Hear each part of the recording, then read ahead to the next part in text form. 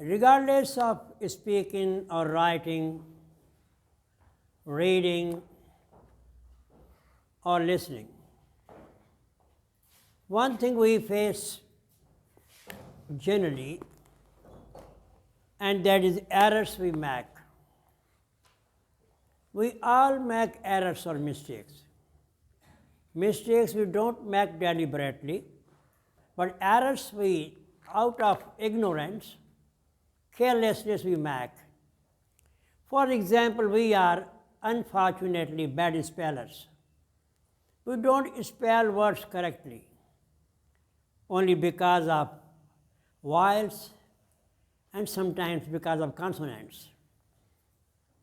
There are 5 vowels and 3 half vowels. We should avoid making these mistakes.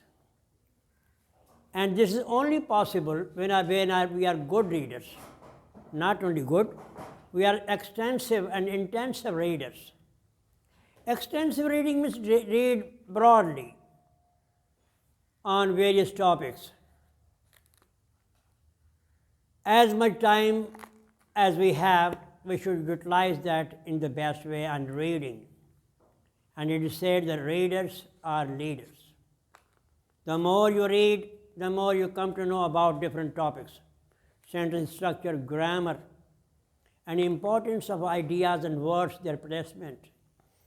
So we should be very careful spellers in writing. Other mistake that we make, it's rather blunder, it's grammar errors.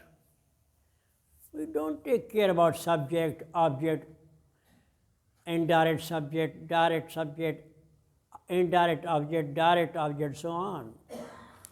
In most cases, we don't have persons as subjects. We have different things as subjects. For example, slow and steady wins the race. There is no subject prominently or conspicuously. It is about the person who works slowly, but steadily he achieves success. Misuse of words. Words are in the dictionary, they are in the thesaurus, they are used correctly, but we use them incorrectly. That is not a good thing. For example, 2 people sank yesterday. It's not sank, drowned yesterday. And if they are drowning, resulted in death, we should say 2 people drowned to death yesterday.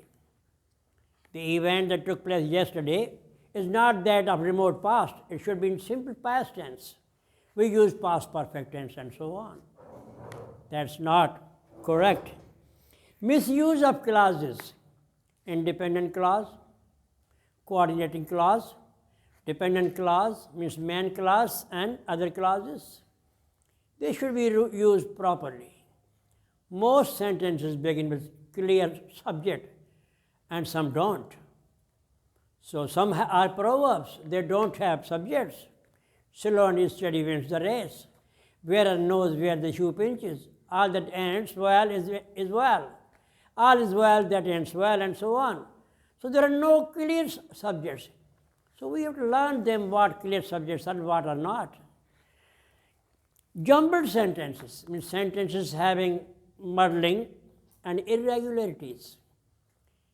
They are just placed whatever comes to our mind without taking care of subject, object, verb, preposition, complement. We just go on writing without caring about the accuracy of the topic. Words used wrongly out of misunderstanding. For example, unjust, it's not a word. Unjust is adjective, and injustice is noun. It's not injustice, but injustice. Most people write or say satisfaction. It is colloquial but wrong mistake of spoken English. There is no word satisfaction, satisfaction. Some say uncorrect. I heard people say uncorrect, it's incorrect. We should go to the dictionary and look up proper prefixes and suffixes. words used in with, in, un, miss, and many more. Long winding sentences. Emotionally or unknowingly, imperceptibly, we put down sentences. Just go on writing without stopping for punctuation marks, like comma, semicolon, or colon, or hyphen, or a dash. Just go on writing. That is not a good thing. We should be very careful about these irregularities or mistakes. Incomplete sentences. Sentence having no object or predicate or some other lapse.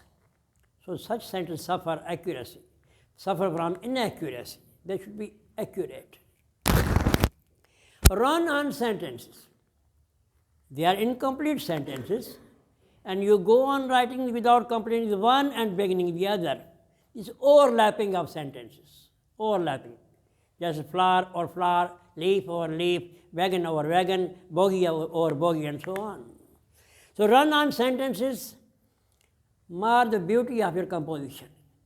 Complete one sentence, write full stop, then begin with the next one. Words used, wrong use of punctuation marks. For example, comma has 13 uses, 1, 3, and they are placed at the right places. Wrong use of comma spoils the sense. Reader cannot get the sense you are going to communicate, so this should be avoided. Omission of full stop. Full stop is very important, like red light of traffic signal, green light for going ahead, flow of traffic. So omission of full stop renders sentences incorrect. Writing without a definite sense. You just go on putting on your ideas without keeping in mind the sense you are going to communicate. There's a leap in the dark. Such mistakes should be avoided. There should be clear message, clear sense on your part. Writing haphazardly. If you don't find clear ideas, stop for a moment, think what I'm going to write, what I should write, then put it down. Instead of making mistake, stop for a while, think, and then write. A good writer is always a good thinker. He stops, thinks, then writes. Writing without outline or planning is just like ship without a rudder or automobile without steering. Now we have motors and vehicles without drivers, maybe scientific development. But in writing, you have to be a good person on the seat of driver. You should be in driver's seat.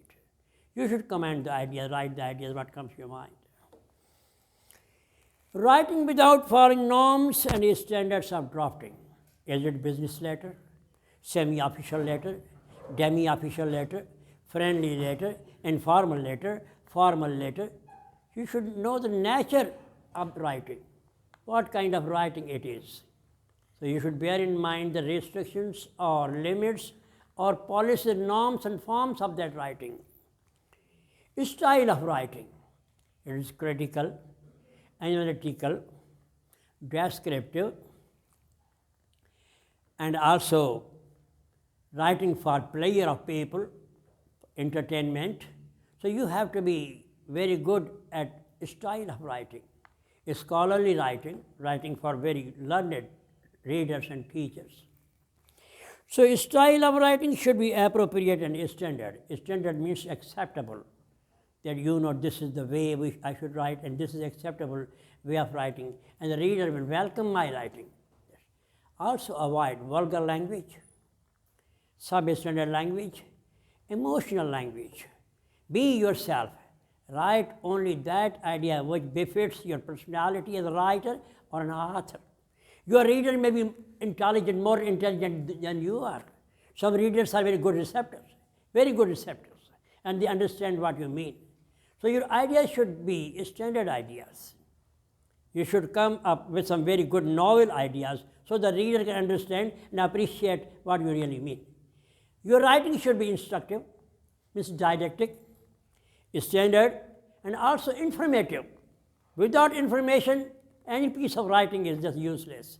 There is a leap in the dark or something just gone with the winds.